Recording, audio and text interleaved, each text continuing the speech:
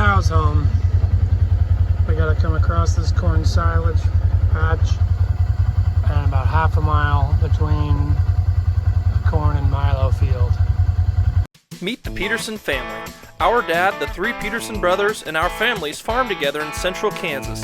Our family farm started in 1882 and has been raising cattle and crops ever since. Please subscribe to this channel and give us a like and a comment if you enjoy the video.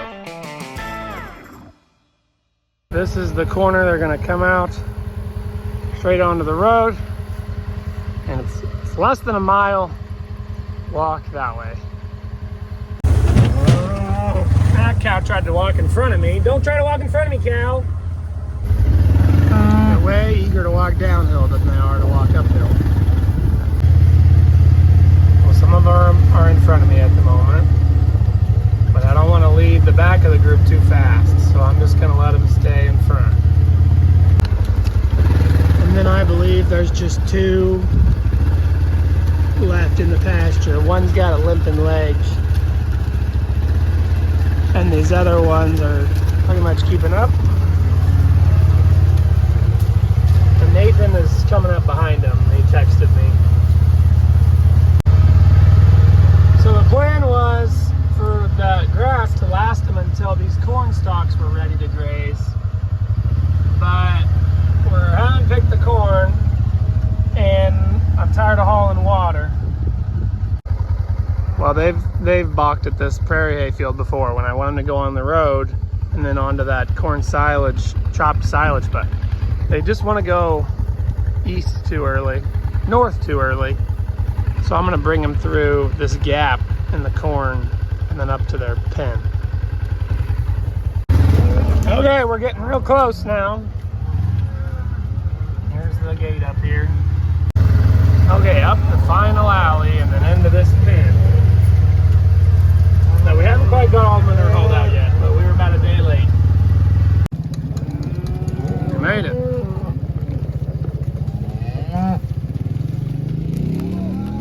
Here's old Bubba. Okay, there they turn into the pen. I would say that it took us less than an hour from when I first started calling them in the pasture, so that's pretty good. Maybe 45 minutes. It's been not much more, even an hour and a half since I woke up, so. Okay, so I just tied this electricity. Comes up here, up this post over there, and then goes around the pond. So now it should be hot for these cows and calves to graze it. I don't think the pond has been grazed since early July. So there should be quite a few weeds. It'll kind of help them switch their rumen from grass to weeds and to silage kind of. So we'll get them kind of transitioned over. Get those calves a taste of some ration. So here's the barrier that I'm kind of a little worried about. We got bales on this side, but we got a lot of green and weeds to pick on over here. Also, our lagoon has filled up a little more than the ponds. The ponds that get the runoff from fields don't pick up anything, but this gets runoff from the feedlot. And it's gotten a little bit of runoff since June or whatever. See if they still trust me. I let them all the way home without giving them too much. Now I'm gonna give them some green. I am in to switch to baling. My face is like so soaked with sweat. I might take a shower, honestly, before I get in the baler tractor. I am definitely kind of regretting, this is the first year I've regretted having calving season this early. It's just too hot to have calves on the ground. It's kind of like people who calve in the winter, they push it a week earlier and they're like, ooh, would have been not as cold. I was working on getting some twins. They have a really thin cow. So I'm working on getting one of the twins moved over to another cow. And then there's one dummy calf that just didn't really get colostrum right away. And so I milked the cow, put it in the bottle, then tube fed that bottle to the calf. Dad headed over with the rake, and I'm gonna follow with a pickup pulling the baler because the baler tractor, the M7's already over there. So we had cows to move and other stuff early in the morning. So now I'm out here, it's kind of hot, but we're gonna try to get this back together. Put the bearing in there in the shade of the shop, which was nice. And now I'm working on the other side of the engine, the set, reaching in, because this is the shady side, so see how it goes. I've got this hub bolted in there, got the fan back in on this side of this, and then this will bolt to the hub. So I had the fan out of there so I'd have enough room to use my impact to put all these in, which makes it so much easier. I don't know what we ever did before electric impacts, especially before air impacts. Another day, and something else that's not a bale carried by the bale bag. Needed these panels down at my dad's. Okay, I made it over to Greg's house with the baler. Gotta get that M7 unhooked and get hooked on here. Dad is already over there raking, so he's at least an hour and a half ahead of me. All right, I got the slother switched to the baler. I'm heading down Greg's lane, and oh, I had to put in some hydraulic oil, I guess, but as long as it took me to get over here, I'm hoping to have a good afternoon baling. Okay, I'm here with the baler. Dad's raking. Okay, I'm gonna get this end row bailed off for him. He's on some point rows, I'm just starting.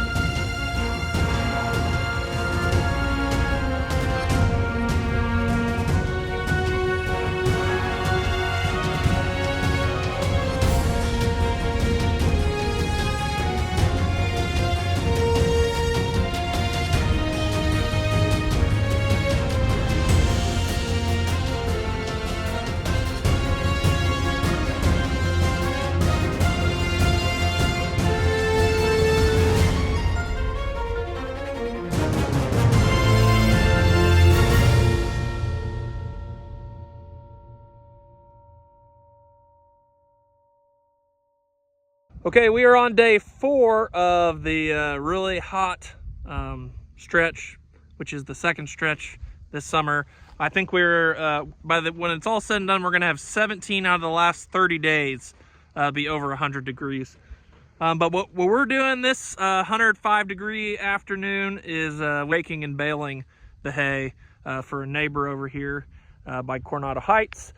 Flew my drone a little bit, so you'll get to see some of that. And we're going to try to get this all baled up and the bales picked up and moved off today. These are pretty decent jobs to have when it's 105 outside. The air conditioning on these tractors works nice. And then of course it dries out the grass really nice to make good bales. So there's There's a few good things about 105 degrees. It's good for haying, but you definitely don't want to stay out here in the sun too long because it is hot.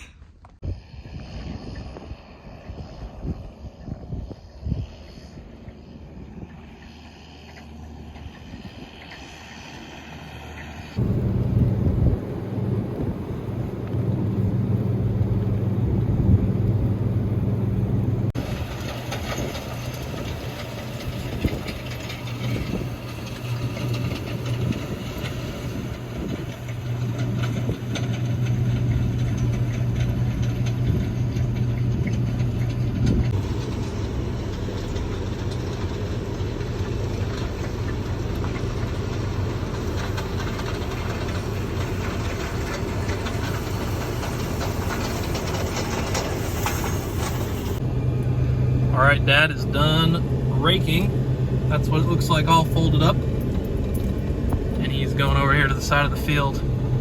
He's gonna ride back to my house with me so he can drive his pickup back to the farm to get the semi and bale trailer. We're gonna start moving bales off. Well, Dad's here to move some bales. I've got 90 of them on the ground. Oh, 89. Wow. It wouldn't let me get to 100 bales before I let a net wrap. That was close. This wasn't a fresh net wrap when I came to the field though. It's not like it goes exactly 100. Okay, there's the old roll. There's all the trash. It was on the outside of this roll. Now I'm gonna take the leading edge part of this and go under, through, and between there, and then it'll be strung. So now it's strung through, just on the right side, and as I turn it on, it'll feed this all the way across. And then I gotta put this clip on, and then I poke that into this gap. And we're pretty much done. And the way I do it is I just shove the trash in the end of the old roll. And it doesn't take much. If one side gets a little full, I'll just take these in and I'll stick them in this side. There you can hear it rolling, or see it rolling, I mean. You can also hear Burkina. You can hear Burkina on the radio.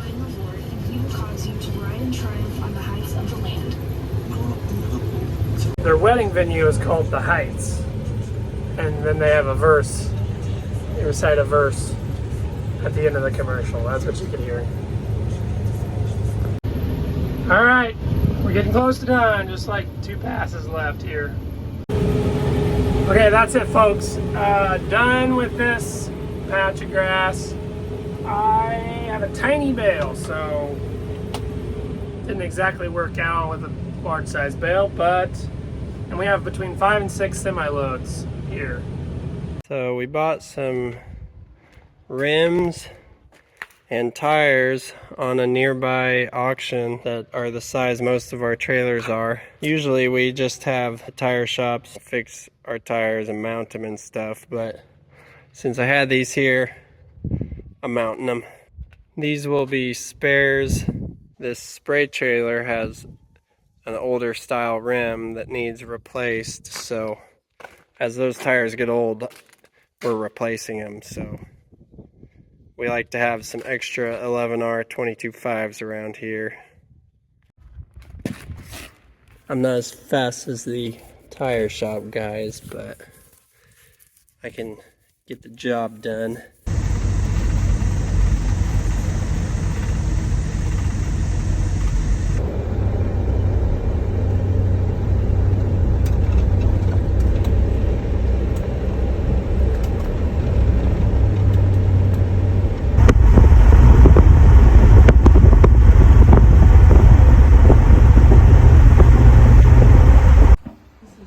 Back up in the seat, riding. Here, I'll make it a little easier for you so you can look out the window. That's a train station where they stop and pick up passengers.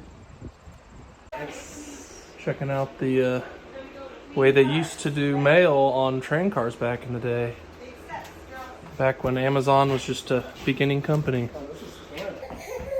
Well, whoa! Are you on the train?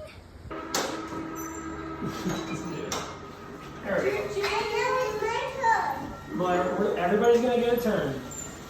Okay. Okay, did you leave the rafts? Oh, roadblock. Yeah. A pocket full of cozy ashes, ashes, we all fall down. Blair, you quit! You didn't fall down. Hello. Bye. Then hang up. Bye. Bye. Does Blair have some boo-boos? You got a boo-boo too? You got one on your arm too?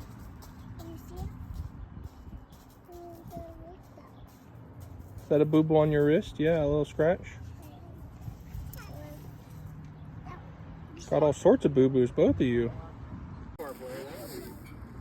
Yeah, her eyes are too much heavy. When I'm going back to sleep, Blair just hops down out of bed and goes, "Me want to eat." Yeah.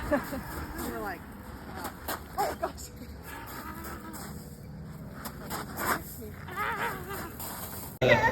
She does that to pretty much everybody besides mom and dad. This reminds me of the bakery from that book that we read.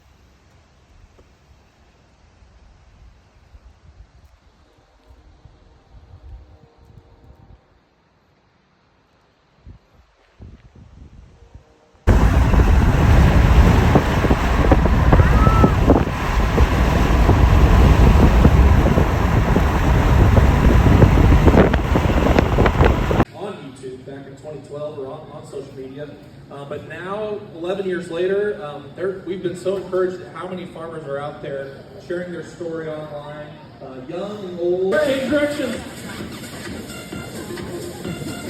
All right, good job, good job.